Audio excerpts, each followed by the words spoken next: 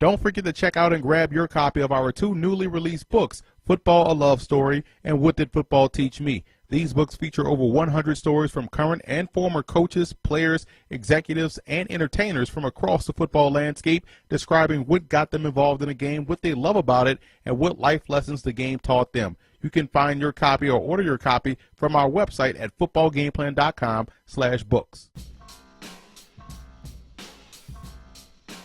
First, let's start with some keys to victory for both teams in this ball game, starting with the Los Angeles Rams. I think defensively, they can't allow that Niners offense to build confidence. You want to kill the will of a football team, get early 3-and-outs, frustrate that offense, put your offense back on the field, and it helps you win the football game. So again, they can't allow this Niners offense to build confidence. Their offensive line, the Rams offensive line, I believe, has to communicate up front. They're facing a very strong defensive front seven, in my opinion, in San Francisco. Big defensive line, active linebackers across the board. If this offensive line can't communicate up front, Case Keenum will struggle back there in the pocket. I would also say increase the creativity on the offensive side of football. When you're facing a divisional opponent, they know your game plan in and out, so you have to find creative ways to break their tendencies of what they expect you to do. So find ways to get Tavon Austin the football in space. We'll draw that up in our whiteboard segment. Find creative ways to utilize two backs in the backfield. Find ways to get Case Keenum in an early groove in order to help your offense have success. And for the 49ers in this ball game, they're going to have to get Blaine Gabbert out on the move. Get him out of the face of pressure that's going to come from that Rams defensive line. And when you look at Chip Kelly's offense, he does a great job in creating lanes for the quarterback to take advantage of them if they present themselves. So I do think that's a way to help neutralize the pressure, keep him out of harm's way, and help this offense stay on pace. I also look at defensively, the linebackers versus the run have to be able to shrink space. I think they could have success in stopping Todd Gurley in his ground game because the Rams run a lot of power. They run a lot of outside zone. You meet him at the hole, you beat him to the spot, and you force him to change direction. I think that's a win for this 49ers defense. Sticking with the defensive side of the ball, I do believe delayed pressure versus Case Keenum, who has the propensity to hold the football just a tad bit too long, will allow them to get back there and put him on the ground. You want to make this a defensive ball game, and delayed pressure versus Keenum, I think, will work in the favor of San Francisco. The Los Angeles Rams have unique personnel. They have the benefit of having an explosive tailback in Todd Gurley and an explosive receiver in Tavon Austin. I'm going to show you how they can utilize both to effectiveness this week versus the San Francisco 49ers. I'm going to show you what we're talking about here. We have Tavon Austin lined up in the slot, Todd Gurley closely aligned to the to the quarterback, not your normal 7 yards back, and I'm going to tell you why in a second. But again, this allows him the opportunity to hit it quick in the hole versus this 3-4 defense. And what we're trying to do is influence flow. We're trying to influence these backers to focus either on Tavon Austin or focus on Todd Gurley. So after a while, we've run the same play.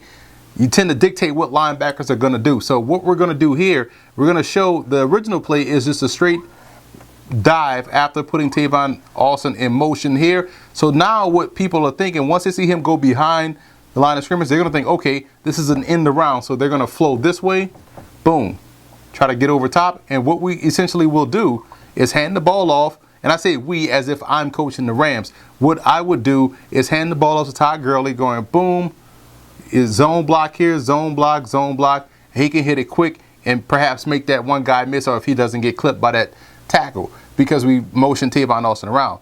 However, if they start to get hip to it, the 49ers start to get hip, what you're going to do is have a call where you're going to have him come, belly back out, fake the handoff, drop, and throw the dump off. So now you have Tavon Austin in space versus a backer and versus the alley defender, which would be the safety. Again, if they get hip to that play, all of this is off one play, which is a quick dive to Todd Gurley. If they get hip to this particular play, now you have Todd Gurley going out and block, and you show fake to this dump off screen to Tavon Austin behind this free-flowing safety trying to come up and make a play and get his name in the paper. Backside post takes the safety away, and now you have Case Keenum hitting a wide open receiver going down the middle of the field. So this was 3 plays we did built off one quick gut play to Todd Gurley. And when you have explosive talent like Gurley and Austin, you tend to create opportunities for your offense with these playmakers at your disposal. it's all about using someone's strength and making it their weakness. And I'm going to show you how the San Francisco 49ers can utilize the over-aggressiveness of the Rams defense against them on a quick-hitting fullback dive. We're going to get the fullback involved here on this particular play. And what we're trying to do is trap this 3 technique right here. I know it's easier said than done, so before you blow up the comments underneath this video or on the message boards, again, it's all about instruction. It's all about quick hitting, and this is after you run maybe an off tackle play or a dive or ISO front side and trying to come backside with something unique. So what you're going to do is put this tight end in motion, send them back, and then send them back one more time, right? So you're just trying to get these guys to get situated, get set, see which way they're going, and how you're going to block everything initially up front. You're going to have this defensive end work up to this backside backer. You're going to have a combo right here with the center and a guard,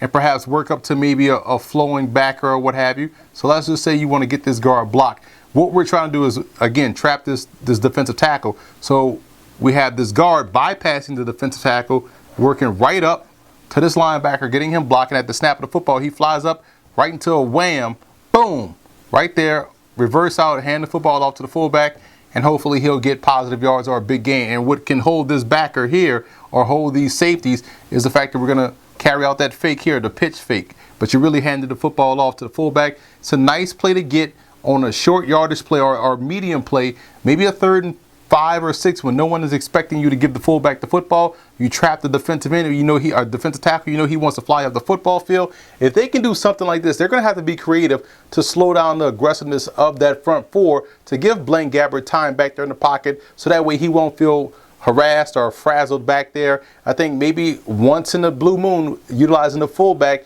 on a dive play like this, on a trap, could lead to success if you're the San Francisco 49ers.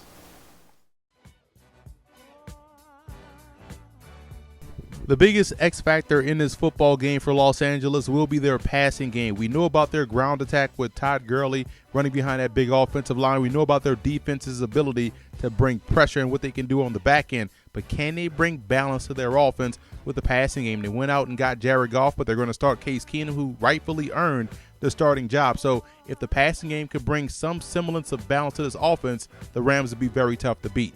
And for the 49ers in this ballgame, I believe the biggest X factor will be the play of their defensive line. They are huge up front, and not just huge for the sake of being big. They're big and they're athletic, and they play with length. This is a very dangerous defensive front, and I think they could play a huge role in not only shutting down the running game, but also applying pressure on Case Keenum. I think this defensive line could ultimately determine whether or not the 49ers win this ballgame. I like the Rams in this ball game. I do believe their defense will do enough to frustrate Blaine Gabbert back there in the pocket. He's a guy that doesn't handle pressure very well. Offensively, I think it will be a low-scoring game. The running game will ultimately take over for the Rams, but I do think you're looking at a low-scoring game, 17-13 type ball game, but the Rams defense, I believe, will be the X factor in why they win.